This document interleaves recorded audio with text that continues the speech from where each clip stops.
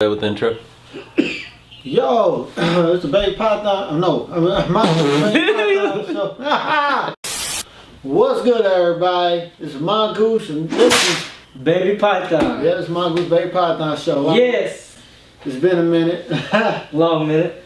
Yeah. Here we go. COVID. What the fuck? Stop playing. What the fuck? Stop playing. What the fuck is that? No, just kidding. I hope not. No, I ain't COVID. I just got a slight cough. No COVID. I'll tell you the truth. Go ahead. But yeah, we about to hit y'all with a new episode right now. You the man. And we want to start off. I'm talking about Israel Adesanya and Paulo Costa reviewing that UFC fight. 253. Man, look, bro. I was telling everybody what's up about that fight. Okay. Israel's just too good, bro. I'm telling you right now. Look. Before we jump in that, can I do something really quick? What? Just for the main card. Excuse me. I know for the main card. You sure? I promise I'm okay. I'm okay. Okay. It's just a little cough. My house is really warm, and it's trying to change seasons. And it's just really weird. Anyway, first of all, I'm not gonna name any names because all the names on here are terrible. But I do want to say, featherweight, decision win, round 3, Hakeem, Dogodo. I don't really know these guys, but I'm just naming them so people know. I mean, we barely watched it because We barely watched it, but still. I had to work that night, and you had something to do. Yeah, Then it was just a whole mess. it was a mess. But We don't have to mention all those fights right now because I just want to focus on the main event. okay, we could do that. We could talk about Dominic Reyes and Yeah, that's what I was thinking too. And Jan Yeah. Blachowicz. Jan, I didn't expect him to take out Reyes like that because Reyes he did the best job against John Jones than anybody ever did. Well, I mean, Alexander Gustafsson. But I say more so recently though. Recently, yeah. And you could arguably say that he Recently, won against. sure. You could arguably say he won against John Jones Yeah, in arguably. that fight. But John Jones is pretty. Right. So I thought going in this fight, I was like, I think Dominic Reyes, he's been real good, man, winning every fight except for the John Jones one. I was like, I think he got this one in the bag. Jan Blachowicz knocked him out in that second round. I was shocked. Mm-hmm. I was shocked. You see his knees buckled, bro. Yeah. I was like, That's the crazy part. I was like, God damn! It didn't even feel like it hit him that hard. It looked like it wasn't even a straight. It was like it was like a quick jab, like a lunge jab, and I was like, God damn! He smacked him. Then it was like quick pause. His knees buckled. I was like, holy shit! Oh man, he did him bad, bro. It happens. Did him bad. Now he the new light heavyweight champion right now. Yeah. Which is wild, but excuse me, he deserves it. I mean, for you to have that quick little step jab type deal, lunge jab, and knock somebody else, accuracy. Mm-hmm. Which I'm gonna get into later about somebody else. But like you said, Israel Adesanya and Paula, how you said that? Paulo Costa. First of all, shout out to Costa. The man got hands of fucking steel. The man, boom, he hit like Evander Holyfield, Mike Tyson, somebody. He's just a big guy. His whole upper body's just stacked, but you can tell he can move it. It's not like Mike Tyson where it's just bold and big. He really does have a martial arts side to him. You can tell he can move his body a little more limber. And if he hits you and catches you with a good hit, it's over. And Adesanya broke him down. Adesanya wasn't stupid. He wasn't gonna sit there and brawl. He's smart. You cannot brawl him. He's too big. Literally, we just watched Baki, right? Mm-hmm. You know how it's so perfect. Excuse me. It's so perfect because they had the character Muhammad Ali Jr. Yeah. His son, right? And you see, he was like, there's kicking in boxing too. Yeah, it's crazy. I'm not gonna get into it. It's an anime. Yeah, it's anime. You gotta watch the anime series. kind of makes sense. But like, Paulo Costa is like dang near the same way. Like, he can't kick, and so he can actually kick. But his boxing is good. Like, it's heavy-handed. Like, he generates power from the ground. Like, he's boxing you. You know what I'm saying? But here's the thing, man. I feel like that's still a bad example because he, to me, isn't. He has good boxing, but it's not great boxing. I think for MMA, I think it's great to me.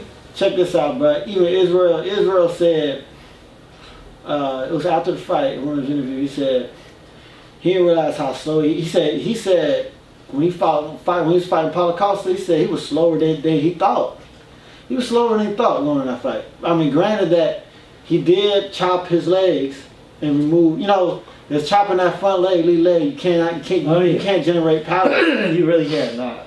So it made it hard for Paulo Costa to move, for him to hit him with any hard hits, and he couldn't get in. He couldn't get inside the way he wanted to. Right. Israel kept him at a certain distance, kept moving around, picked his shots, and did what he said he wanted to do.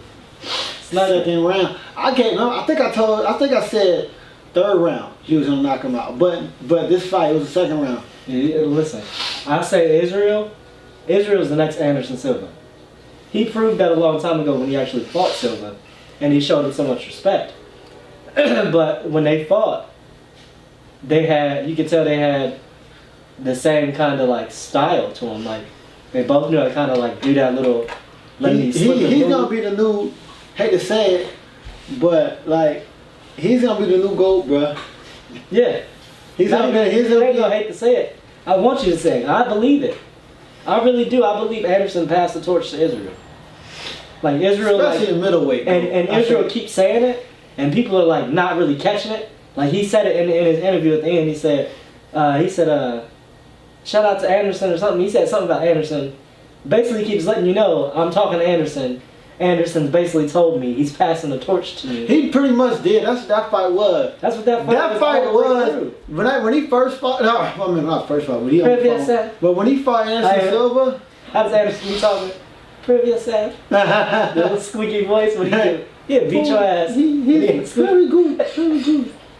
Oh, bushy. Y'all be killing me with that impression. But when he fought Anderson Silva, we all saw that it was a pass. Yeah. It was a pass of the torch. It was almost like a rite of passage. Yes, it was, bro. Pass of the torch. But some people like, man, like Anderson actually pushed them. Like people felt like it's like hold on. But here's the thing though. People felt like because of Anderson's recent performances, Israel should have did better. Against Anderson. Now people was like, is he really the chosen one? Yes. Like, but then he had to be tested against Gaston, Robert Whittaker, Yo Romero, and now Paulo Costa, and now it's completely official. I think it's completely official that he is there. He's the next. Not even the next. He is a huge superstar right now, and he can be the next Anderson Silva. You feel me? Now I don't want to say Anderson Silva because he's his own person. He's the next. He is Israel Adesanya. He's gonna be the next middleweight great. Like when people think about fighting, especially the striking, people gonna think about Israel Adesanya. I agree. I don't want to take away from what you just said because you're right. But I think people really got to understand that fight we saw with him and Anderson was a treat. That fight was supposed to be like a training session. Like they were supposed to train, and Anderson's like, I like what you do, whatever, however, you know what I'm saying, or whatever. Like they were supposed to literally be in a gym somewhere in the back. He maybe went to Brazil and met with Anderson to eat lunch with him. They had a training session, or they just kind of exchanged numbers. That's what that was supposed to be. But we had the privilege of seeing it hand to hand, pay-per-view. They got a fight. Ain't nobody really training nobody. You just watching two fighters fight. Right. But I knew personally, when they stepped in the ring, I said, this is going to be a nice fight, but it won't be exactly what we want because there's no dirt here. This is a meetup that should have happened privately to let Israel know that he got it. And since they did it publicly, people need to realize, like, need to really believe that Israel's about to be the next GOAT. Like, Israel hasn't even unleashed yet. To me, he hasn't unleashed yet. He hasn't. He neglects to use some of his own tools in any fight that he has. Because he's the same as Anderson. When he opened up, and he's the same as John Jones. When they open up, they move like instinctually, but every part of their body is a part of them. You know how some fighters, they can fight and they know how to use their body? Right. They're using their body. With Anderson, Israel, and John Jones, them three specifically, Right. their body is a vessel. It's like instinctually their bodies move like fighters. You know what I'm saying? Like they're not sitting there saying, I'm gonna do this, throw it like this, alright, I gotta move like this. It's more like, alright, there's an opening. I'm gonna do what I need to. Right? They're not really thinking about what they're doing. And you notice that because like their moves start turning into like a fucking movie scene from Mission Impossible. Anderson starts his with the slips. How do you slip somebody? You slip the mess out of Forrest Griffin. Literally had that man going like, big ass throws. You slip. And then when he goes for a simple like hard hit, you go a quick up that wasn't even a up. He didn't hit him with the uppercut of like a boxer. He did a martial arts uppercut where it's just loose, right?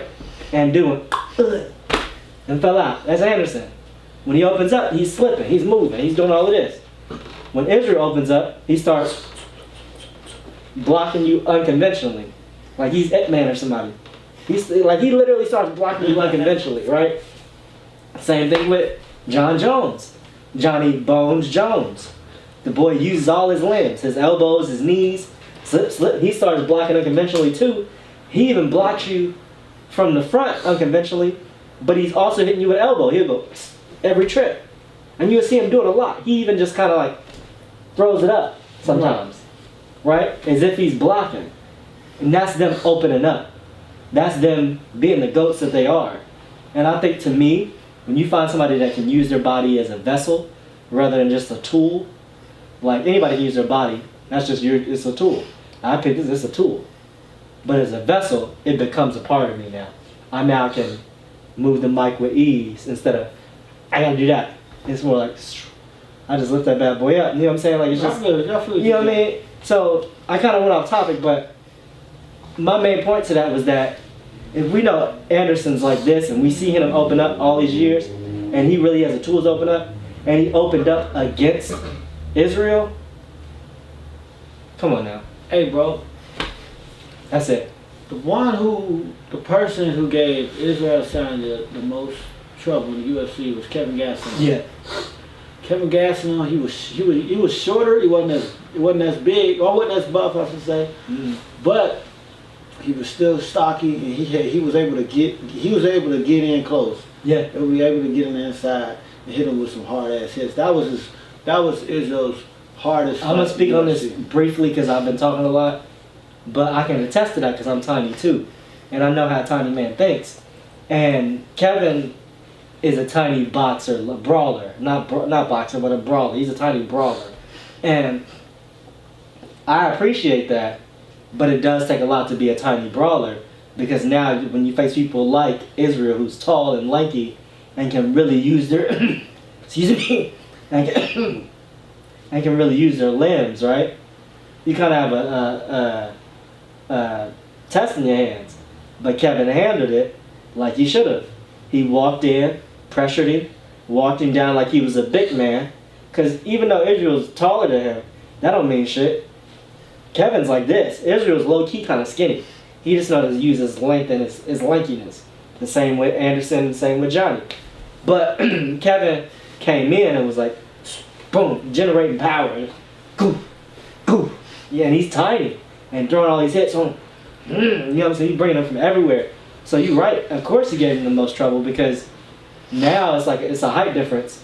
But this little man has power. He not just like, oh, I can't reach you, but I'm going to try to get to you. It's more like, nigga, if I get close to you, I'm about to break something on you. You know what I'm saying?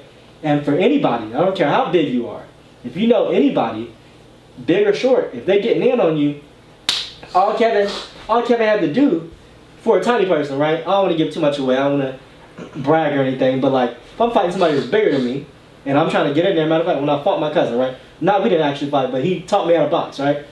One of the main things I learned from fighting him so much, he was Golden Gloves champ, and he was good at it. So like, there was, long story short, when I was young, he let me win, but I learned hella shit. So the thing was, whenever I would fight this man, because he was taller than me, he had reach. He kept telling me, get in close, get in close, get in close. At first I didn't understand, but then he started jabbing me and throwing me back, and I started to understand, okay, let me get in close. But then when I learned how to get in close, once you get in close, you fucking somebody's life up. Especially being little, because now all of this is open to you. They up here. They up here.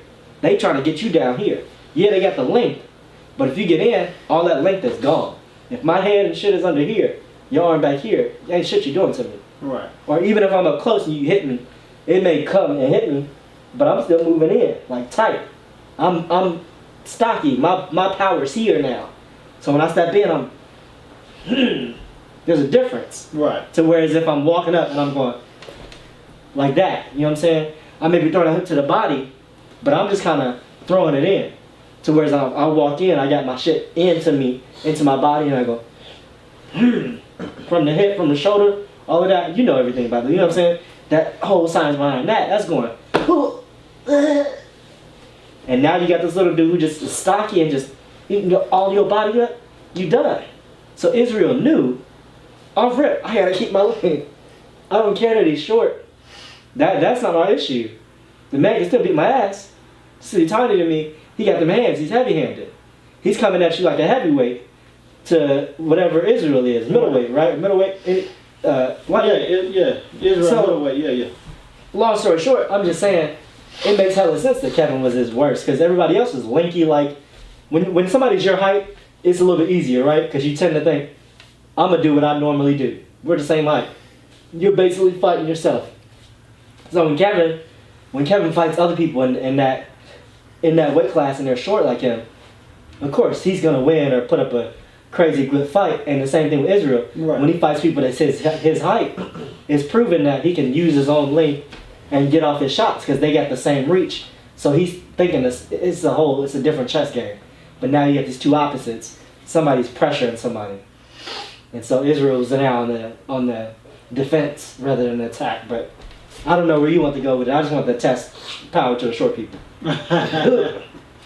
Yeah, I want to get at, because Israel and John Jones, they still beefing online and talking shit. All talking shit to each other. Like John Jones said to Israel, he said, I'll fucking rip your arms off. I don't know about that. And my honest opinion, I felt, because John Jones went to heavyweight, right? He officially a heavyweight now. Then this fight ain't never gonna happen. You never know. Israel said, of course he's gonna try to move up to light heavyweight, but I think he said he wants to see what his coach wants him to do because he really wants to fight John Jones. Israel said he's open to going up to heavyweight, fighting at light heavyweight and heavyweight. He said he's open to it. Now that's a lot of eating and muscle building you have to do. It was me. Oh, okay. There's a lot of so I feel like he has the length, reach, skill. That's his 100th combat sports fight.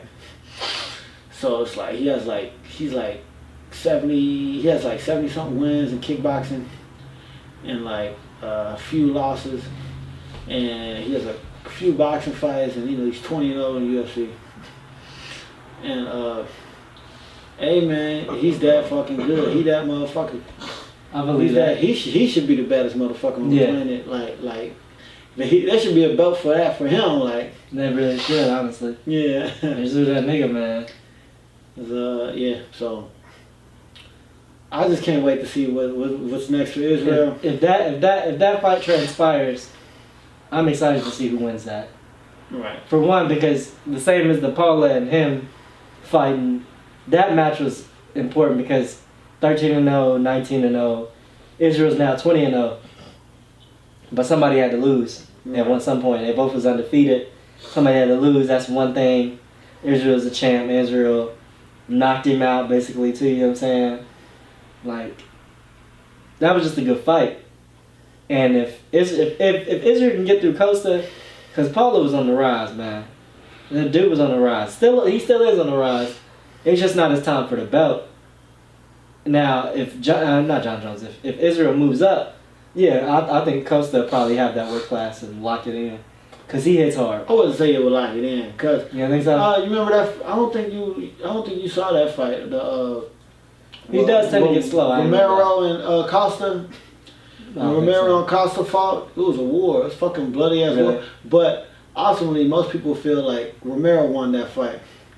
And me, most definitely, I was like, yeah, Romero should have got the win for that fight, or Costa ended up getting the win for that fight. Well, so like, I think if they was to fight each other again, I think Romero would beat Costa. Like, and I feel like fighters like Robert Whittaker could beat Costa. I feel like Whittaker is fucking phenomenal. And I feel like I don't feel so. That's why I'm just saying. I'm just saying those things because you said you feel like Costa would have the middleweights on lock if Israel left that division. But I don't think so. I think there's still talent better than him in the division. Okay. It was just, there was just so much hype for him against fight Israel. Everybody was saying, Costa was so big and buff. Yeah, he's big as people feel like he's just a monster. Oh, everybody's saying, you ain't shit unless you beat this juiced up monster. Yeah. Well, I shouldn't say juiced up. That's everything. But Israel proved everybody wrong. He knocked him out in the second round, like hit him right on the temple. You see that he grazed his teeth, like pop. Accuracy. Excuse me. Hey, yeah, and you know what? I actually did watch that fight, man. But I was at work. I was watching on my phone, like people was texting me like, "Oh, you gonna buy the fight? You gonna buy the fight?" I just avoided. Yeah. Because I usually have to fight on stuff like that. Always. Yeah, so I would have been over here. And I didn't want nobody messing with my ESPN account.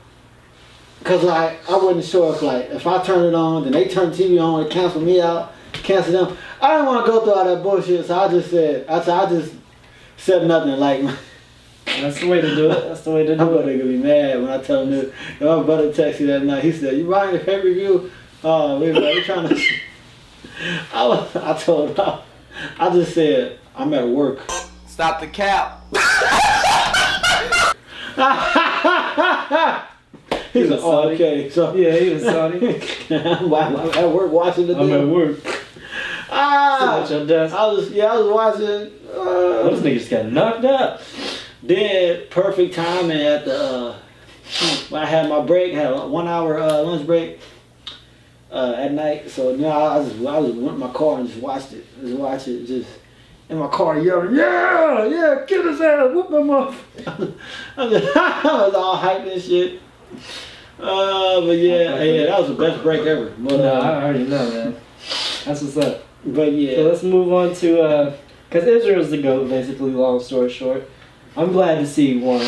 I wanted him to win anyway. He's the choice. But let's talk about somebody else who's also a striker. Excuse me, and a precision striker, Micheal Chandler, who's just been signed. He's a great grappler too, bro. He is, but his striking, because I love strikers, I can't lie to you, his striking is accurate. Like, when he steps, he walks you down. How I was just talking about Kevin walking people down. Micheal actually walks you down. Kevin he walks towards you and say, "I'm going to hit you." Micheal walks you down. You know what I'm saying? There's a difference. Because Kevin I'm coming at you, boom, bang, right? Michael's like, "All right, what up? What up? What up? Stop. It's quick. It's like he builds it up like a street fight. You ever seen like a hood street fight? Yeah. Like, "What up, my nigga? What up? What up? You good? You good? All right. So, pow." That's how he walks you down in the ring. But he walks you down so smooth.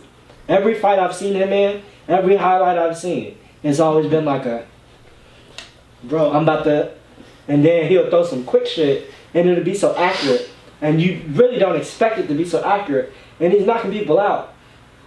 Yes, he does have knockout power, for sure, but his accuracy so well that he really has not hit nobody with nothing heavy.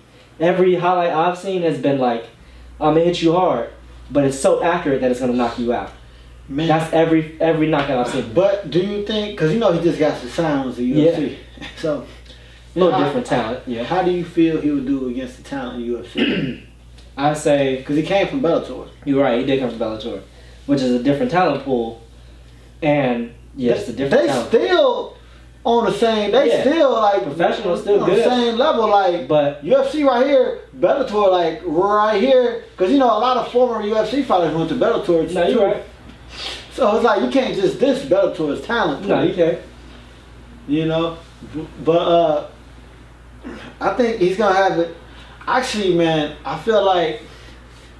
But it's different. The division he's gonna be fighting in, he's probably got the right style to defeat the guys. He got the right. This man in the UFC, man. At 155, he's gonna be somebody to look out for heavy. Bro, he is strong. I know Dustin wants to fight him. He is strong and intense as fuck. That's what I'm saying. Like I be following Instagram, I be watching his workouts. I'm like, damn, this motherfucker. I can't wait to see him in the UFC. I cannot wait. I'm like, he's strong as hell. Yeah. I've seen his workouts. I'm like, god damn, this is the one. 155. I'm like, God. Yeah, I'm like, seriously? Oh shit! Like, yeah. He be putting in heavy. He be putting in work, bro. He really do. Nah, he really do, bro. Like, and honestly, I feel like grappling wise, people are gonna get mad when I say this, but grappling wise, he might be able to handle Khabib. Like. I see Khabib trying to take him down. I see Micheal Chandler. I'm not saying he's gonna dominate Khabib in the grappling, but I feel like he's well versed to defend Khabib's grappling.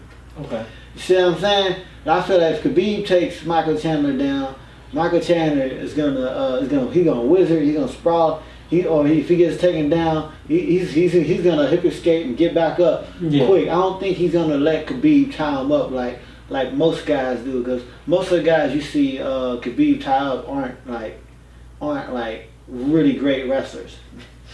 So it's easy to say Khabib be dominating motherfuckers, you know what I'm saying? Right. But I feel like he ain't going against someone that with great takedown defense. So I agree. I do definitely agree. I want to say one thing. Yeah, go ahead. I don't want to stop you. The one person, the person who had the best takedown offense against Khabib was Al LaQuinta. Yeah. Because I was like, I remember they went all 5 rounds. I mean, Khabib was jabbing the shit out of him. He was. That's where it started. That's where boxing started. But every time Khabib went for a shot, like after the 3rd round, Al LaQuinta kept getting out of single leg, kept getting out his double leg, getting out single leg. He was defending every takedown. Khabib couldn't hold it. It was like, you know, usually when Khabib grabbed me, he stick like glue. He wasn't sticking like glue no more. Khabib just said, fuck it, just stood with him, just kept jabbing, outclassing him on the feet. Al LaQuinta, his head movement kind of suspect sometimes. But what the hell are you doing, my nigga? That was like a dick, man. Yeah, don't say that. What the fuck you say that for, man? Anyway. No, go ahead. Excuse me. How was that relevant? I don't know. I don't know. I'm sorry. Threw me off. Anyway, I think he's well versed because you know he's Micheal Chandler. I think he's well versed for this competition in UFC, and you do know that he's gonna be the backup for Khabib and Justin Gaethje. Remember you was telling me that in case one of them like can't make weight or get injured or something happens, you know, anything, he's gonna be the backup, and that's pretty cool. I think that's interesting too, cause like former champion Bellator, he come to UFC, people are gonna be curious. People that are just UFC fans or whatever like that, like they're gonna be curious. Even the hardcore fans are gonna be curious too. They're gonna be like, cause if anything ever happens, he's gonna come in and fight either Khabib or Justin, which I believe he can beat Justin. And cause Actually, man, like I was saying, he a former Bellator champion, and just like we said, we pretty much. I'm just repeating myself. We got all the right tools. Yeah. It'll be interesting. It'll be fun. It's gonna be great. Perfect time. We're waiting for him to get to the UFC, and he here now. So let's get it. I can't wait. Honestly, I'm excited for his striking. That's my main thing. I'm not gonna harp on it again. I already spoke on it 2 times now. So like, his striking though, bro. Like I'm telling you, I'm scared for some people because. Only thing I'm saying about it is because he came from Bellator. Not that we already said it. Not that Bellator's talent is terrible, but these people in the UFC, they want it a little different. It's a little bit different of a hunger. It's like the biggest promotion for MMA period. Right. The same as when boxing's still big, not as big as UFC anymore, but boxing's still big. And imagine, basically, you got to go back to Muhammad Ali and De La Hoya when they had Golden Boy and what's the dude with the hair? What's his name? Don't nobody like him. Don King. Promoters like that. Yeah. They're the big promoters, right? But it was still boxing as a sport. But you wanted to be on those promotions, so people wanted it a little different when you saw their fights. Same thing here. The UFC, they wanted a little different compared to Strikeforce, Bellator, even though Strikeforce not around. They wanted a little different. So when he steps into these rings with these people, he has to keep, like, basically, all I'm saying is that he's going to learn a lot from being in this ring. That ring time for him and knowing that this is the biggest stage, he's going to learn so much from his striking. It's going to be ridiculous. He might turn around and like be on some weird like Israel and Anderson type shit. No, I doubt it. I doubt it. I don't mean... His striking is not like that. I don't mean like the flow type, like where he real smooth and can like kind of get around. I just mean like his striking precision. That's all I'm gonna say. Striking precision. Cause I'm telling you, bro, like watch his highlights again. You'll see how precise this man really is. Like he will walk you down. He tip top and it's right on the jaw in the same spot. Too much.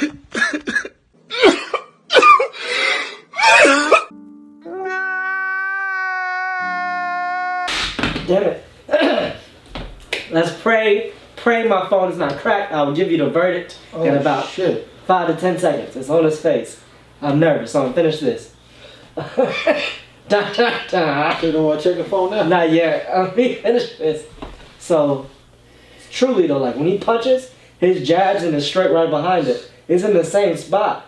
Some people will hit you like with a jab and it's kind of more touch, or they hit you on the jaw and the straight will like hit up here or just kind of be in the air, right? His like pop pop. How do you get hit in the same spot? This is why he rocking so many niggas now. Same spot. And people we don't know what to do. So I think his striking position is gonna increase. Ultimately all he has to learn how to do now is learn how to kick. I don't see him kick a lot. If he can learn how to kick, he'll be fine. His boxing's good. Alright. Now let's see what's wrong with you. Let's see, your phone good? Nah, it's good. It's good. Completely okay, we're good. No cracks, he had a strong phone and an OtterBox case. Shout out to OtterBox. Shout out to my clothing company, Sweet Tooth Academy. It's a nice little plug. You can zoom in, Chris. Yeah. Zoom right there, camera guy. Thank you, if you did, I don't know. But, my clothing line, thank you, sta.com. Anyway, yeah, who's next? What was next on the agenda? A couple of upcoming fights I want to talk about. That was my apologies. Couple of upcoming fights I want to talk about. First one, this is going to happen November 21st though. I see it. Robbie Lawler. Yep. And Mike Perry.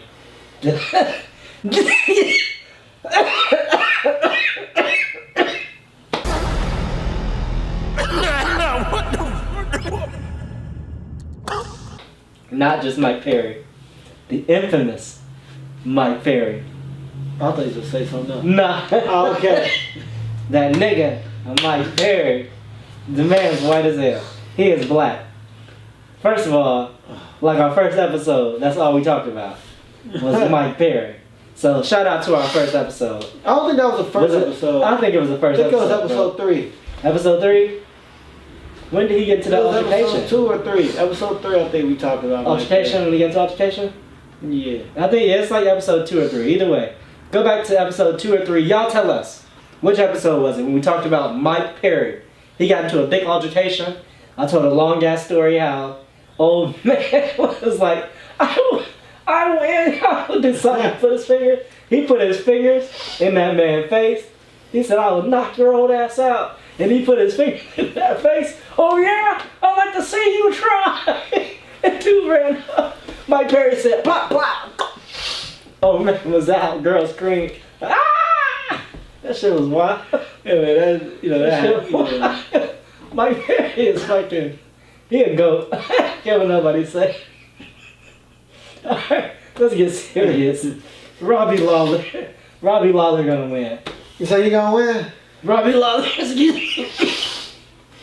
I think Robbie Lawler has I think so too. He has more tools. He's been in the game. He's matured. His fighting now is no longer just, I want to kill you. That's what Robbie used to be on. And that's all it was. I want to kill you. He had no fucking game plan. As much as he talked about, we had a game plan this at camp and we did this. Robbie, shut the hell up. You went in there expecting to kill somebody and you didn't do it. Or you did do it. But you know what I'm saying? That's as simple as that. How do you feel about his last couple of losses? But that's the thing. He's matured so much. I believe he lost. What was it? 3 times? Mm-hmm. I believe he lost. His last one was he lost against Kobe Covington. He lost against who the fuck was it? Who the fuck the guy who was Willie's friend? He had the curly hair. He got kneed in the head in like 6 seconds. Ben Askren. Yeah. He lost to Ben Askren, but that was a freaky win. Ben. That was a freaky win. That win. That was a completely freaky win. Anyway, we talked about that already. He also go back lost, to episode I believe 4. I believe he lost against was it Rafael dos Santos? Dos Anjos? Yeah, I'm not remember. Yeah. Didn't they fight? I don't remember. I feel like those are the last 3 fights he had. Cause all the thing I was gonna say about Robbie is that because he's mature, he's no longer I want to kill you. It's more like I want to fight. Excuse me. And when he does that, it comes off different, and he doesn't fight from this place of suppressed anger. He doesn't fight from that place no more. He fights from a place of, I know what I'm doing, I know how to do this, you know what I mean? I think his morale is low. You think so? Right now, because he's been on a losing streak. I don't think he is hungry. I don't know if he wants it more. I think he does. I don't think he wants it. I think his morale is low, and Mike Perry, he always amped. He amped no matter where he's losing or winning. True that. And he just came off a win with a couple months ago against Mickey Gall. How can you Mike Perry, he be paid. I'd like to see you. My bad. Mike Perry need to pay them bills, bro. Yeah, he do. He's spoken that 2 times already. And I feel like, excuse me. I feel like the battle of skill, Robbie Lawler has him, but I think Mike Perry, because you can't underestimate Mike Perry, because I feel like with his skill, you can't I think he gonna give it to Lawler. He gonna push him. He gonna put pressure on him. I think he gonna give him some problems. Okay. But so that's a toss up with me. Who will win between them two? I'm just have to see it when it happens for real. I'll say. I think I'm gonna agree. I'm not even gonna try to predict nothing. I'll definitely agree. Like you said, Mike Perry does have that intensity. Mike Perry also has that probably a little bit more hunger, especially coming off his little, I'm just gonna say, domestic dispute, right? He's trying to get his face back in there, good graces with the UFC. Robbie Lawler, like you said, his morale may be a little low, but I think he, like I said, he's matured as a fighter. So I feel like he's taking those losses and didn't come down on himself like he used to. Because he used to fight from this place of like, because he's used to losing low key. I'm not saying he's lost a lot in his career, but he's lost. I feel like he's lost when it counted. And that's shitty to say, but he's lost when it counted. Like seriously though, he's lost when it's counted. He's won when it counted too. He was a champion for a little bit. We can never take that away from him. Right. But I think that's where the morale comes in at. I think he's matured so much that he doesn't come from this place of just crazy anger. It's more like, I do want to fight. I've been doing this thing. I'm thankful to be doing this thing because this is all I know. This is all I love. But ain't nobody giving him the respect that he deserves. This man literally has a picture with his lip split open. Like, you know what I'm saying? Yeah. To where that shit was like undeniable. Like, he couldn't even talk after that. And he had a whole nother cut up on his eye somewhere. The same fight. And it's like, bro, this man is sacrificing his face, his body, all of that. And he's been in the game since UFC had sponsored shorts where you had to get your own sponsors. You had to go around talk to different local companies before you went to the UFC to even say, hey, can I get a UFC contract? You had to have all these fucking people in your own neighborhood backing you. Like, you could have had a local real estate company back you and on your shorts or whatever, but like still, you had to put your own work in. He comes from that era of UFC too. So with that being said, it's like he's an older. He just wants the respect that he thinks he deserves, and he does, rightfully so. But I think that's where the morale issue comes in at. Yeah. So I fucks with it. Now, the next fight that's gonna happen in October 31st. Anderson, this is gonna be Anderson Silva's last fight too. I don't care what you say. Anderson Silva versus Uriah Hall. Anderson's got it. That's gonna be a fun fight. Fun fight. I think They were supposed to fight each other years ago. Yeah. I'm gonna say this, and I'm gonna let you speak because I think you got more to say on this one. I'm gonna try to let this be it. You know me, that'll be it, and then come around. Well, you know, and we'd be here for another hour. So I'm gonna say this: Silva's my favorite fighter of all time. Period.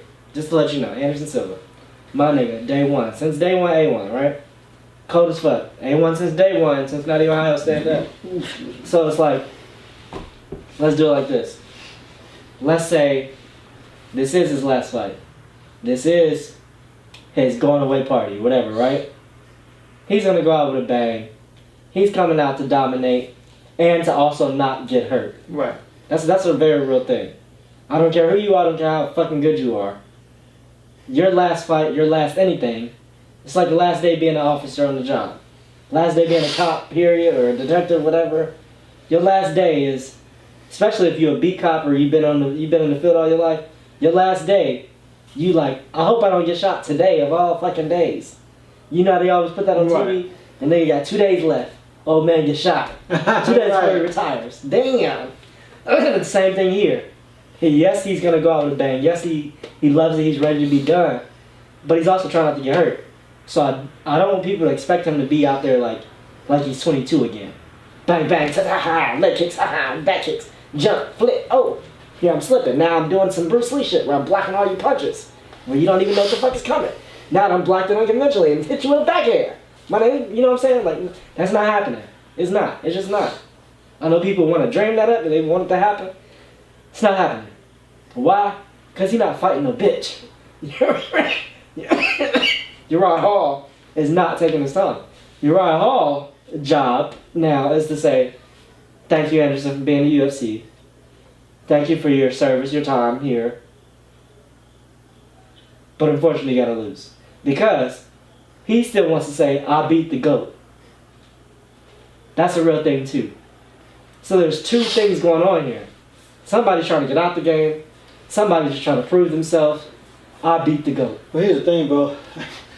Uriah Hall has had so much time to prove himself. But, like, I had this conversation with my brother a while back. There was always so much, what's the word for it? Like, what's the word for it? Like, when everybody looks at somebody, potential, hope. There's always so much potential in Uriah Hall. But But if you actually pay attention to Uriah Hall, he has a mental block. He has a mental block. When things get hard, it's like you can just tell his behavior that like it's like he retreats. Like you can see it in his soul. Now, I know that sounds crazy or deep, but you see it in his soul that he's like, when things get hard, he doesn't really take risks. Like he kind of like just retreats within himself, and it's like we seen Uriah Hall do so much shit. We seen him knock out motherfuckers with hook kicks. We know how talented he is, how good he is. It was like when things get rough, it's like he's afraid to whip it. He's afraid to pull it out. But sometimes you gotta put it on the table. No, that's it. What Kevin say? We small, but we big at the same time. No, that's the truth though. Go ahead. But I feel like that's what I feel like that's what held him back in his MMA career the most. His lacking the belief in himself and not taking enough risks and him not clearing that mental block. And I feel like if he did all that shit earlier, then he would have been great right now. Yeah, so, but like coming to this fight, it's Anderson Silva's last fight. Anderson Silva's gonna give it to him, and it's gonna be a striking fest, and Silva's gonna win. Well, I didn't want to speak on it too much because I think you got that right. That's exactly what's gonna happen, and that's exactly the dynamic there. That's just how it's gonna break down. Like you said, sometimes he's afraid to whip it out, and that's just what it is. So he's got to whip it out this time and let it hang. He better whip it out. He gonna have to. You know what I'm saying? Other person, they'll keep theirs out. Where is this conversation going, guys? What the hell are you talking about, people? Is this MMA? The fuck is this? We're talking about fighting. What internet channel is this? Is that that black and gold thing right there? Whip it out from the crowd. I like it. Honestly, Silva's the GOAT. Oh, because we're talking about these fights, since we're talking about them, and we got one more on the list. We got one more fight on this list. And we'll harp on that one too, but just to go back real quick, who do you think is going to win Lawler and Perry?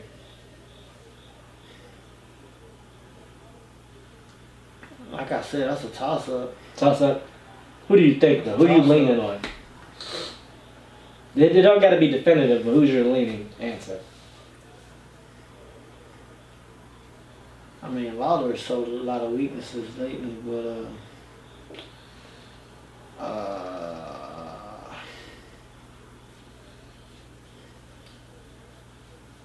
time Matt will push forward and has a chance of knocking his ass out. But okay. Lawler's better though. Lawler's better stylistically and technique wise. But yeah. Okay. And I already said Silva's gonna be Uriah Hall. I mess with it. Then we got another upcoming fight. Wait, before we go there, I'm gonna let you go there. Okay. I just want to see who you picking. So Lawler over Lawler and Perry. Yes. I will say Lawler too. Simply experience and just, I think his hunger is gonna come back. But Perry will put up a crazy fight. So, like you said, it's still a toss up too. But I'm leaning on Lawler with Silva and Hall. Who you got? I said Silva. Silva. I didn't hear you. Me, same. Silva, easily. The GOAT's gonna come out, do his thing. He might even show up. I know I said he's not looking to be 22 again, but he might put some remnants of him being 22 out there again. If he can find his rhythm. He is older.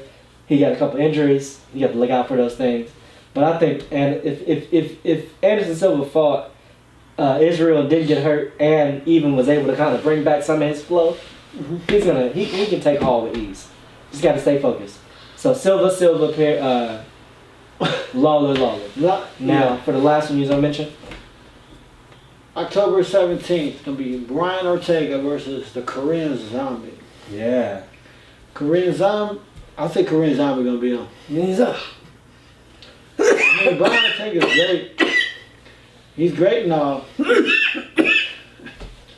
But I feel like that I know his last fight was against Max Holloway. Right. It was a minute ago, right? And I think that's Ortega's Adesanya's last fight. Since last time he fought. But Ortega should have worked. He needs a lot of work on his head movement. Holloway was just piecing the fuck out of him the whole fight. His whole face was horrible after the fight, man. And it was like, and the way he was just kept outstriking. I'm like, he's gonna need something up his sleeve, man. And Korean Zombie, excellent striker, intense as fuck. Like, he be pulling shit out of nowhere. Like, I remember when he fought, who the fuck was that he fought? See, I don't want to get the name wrong, because now I feel like the fight I'm thinking of, because I want to say Korean Zombie won that fight. Hold on. Well, fuck it. I guess he lost that one now. I'm thinking about it. But I think he's going to do a good job against Zombie. No, against Ortega. Ortega, he a beast. He a monster. Like, he has great jiu-jitsu, but if they keep it standing up, he ain't gonna win this. He ain't gonna win the fight. I can see that. Zombie has this. He's called Korean Zombie for a reason. He kind of moves like a fucking zombie sometimes. It's like this weird kind of straight arm thing, and I'm like, I don't know how he does it, but he does it. It's the weirdest thing that you generate power. That means you're snap jabbing. You're not throwing a jab. You're just like throwing it off of your. It's not even a snap jab. Like that's a snap jab. You know what I mean? Like that's a snap jab. He's just kind of like just sticking that shit. It's weird. It's the weirdest thing. I don't know. I feel what you're saying. I think Brian Ortega's gonna win. Simply put. Okay, we'll see what happens. That's just how I look at it. But yeah, I mean, that's all we got for today. That's all we got, folks. All right then. Short episode. We love y'all. Thanks for tuning in. We'll see y'all next time. Yep. Like, comment, subscribe. Hell yeah. Do that. We out. See you later.